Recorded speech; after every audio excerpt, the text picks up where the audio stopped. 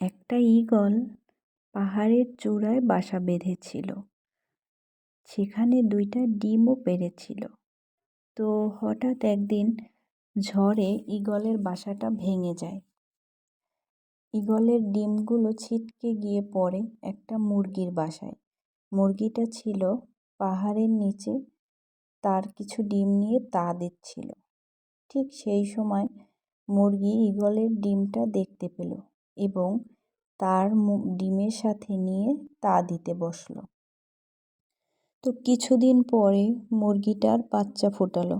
সাথে সাথে ঈগলের বাচ্চাটাও মুরগির বাচ্চার সাথে ফুটলো।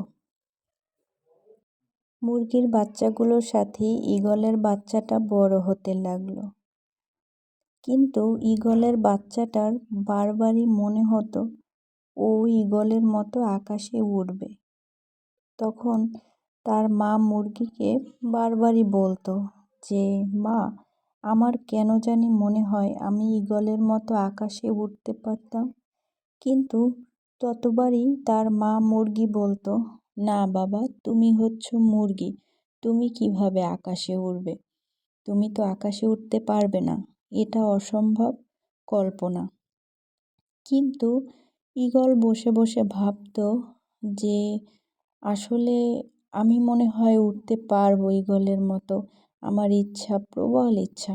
কিন্তু ঈগলের মা মানে মুরগি কখনোই এটাকে সাপোর্ট করতো না। তো একটা সময় ঈগল বড় হয়, কিন্তু তার আর ঈগলের মতো ওড়া হয় না।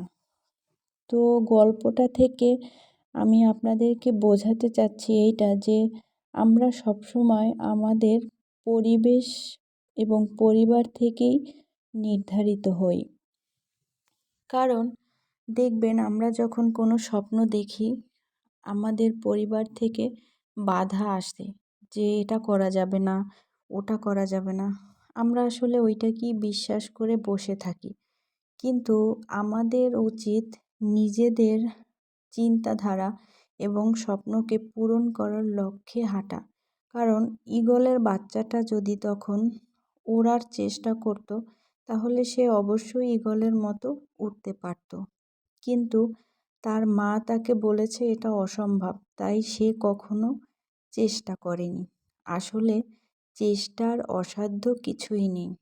মানুষের ক্ষেত্রেও ঠিক তেমনি আমাদের উচিত চেষ্টা করা, কারণ চেষ্টা করলে সফলতা অবশ্যই পাওয়া যায়। তাই আমাদের মানব জীবনে প্রত্যেকের উচিত নিজেদের ইচ্ছা এবং স্বপ্ন অনুযায়ী এগিয়ে চলা।